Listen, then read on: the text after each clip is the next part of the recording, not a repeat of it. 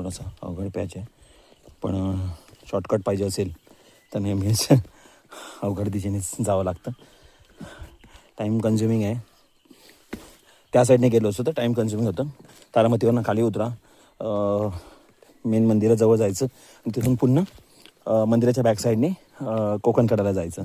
तर तेवढा टाईम वाचवण्यासाठी किंवा तेवढी फेरी वाचवण्यासाठी आम्ही डायरेक्ट तारामतीवरनंच बॅक साईडने कोकणकड्यासाठी जातो आहे.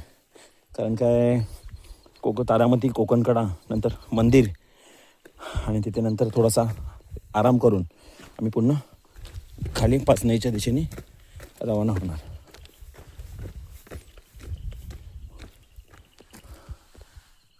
हे वरच्या दिशेने आलो आहे.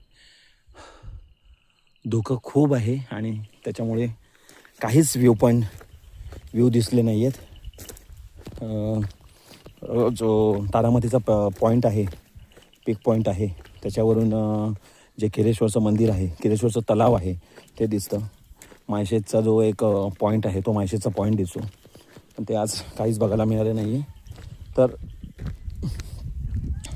शेवटी क्लायमेट आहे आणि पावसाचे दिवस आहेत, त्याच्यामुळे क्लायमेट कधी पण बदलतं. ढग येत आहेत, वाऱ्यासारखे परत निघून जात आहेत.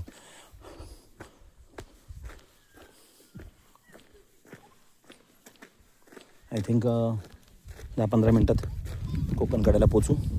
कारण काय फक्त उतारच आहे. अजून एक शिडी लागली आहे, मगाशी एक शिडी लागलेली, अजून एक शिडी लागली. शिड्या लावून काम भरपूर सोपं करून ठेवलं आहे ग्रामस्थांनी. तर शिडी बघा, ओ माय गॉड, खतरनाक शिडी. आणि हे दॅक एक शिडीचं काम चालू आहे. तर शिडीवरनं हळूहळू उतरूया, शिडीवरनं उतरूया हळूहळू. खूप भीती वाटते ॲक्च्युली.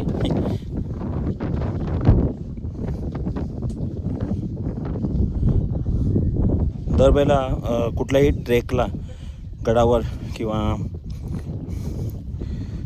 व्ह्यू पॉईंटला जाताना जर तिथे शिडी असेल तर हे करा की त्या शिडीवर एकावेळी एकानेच जायचं आहे, जेणेकरून त्या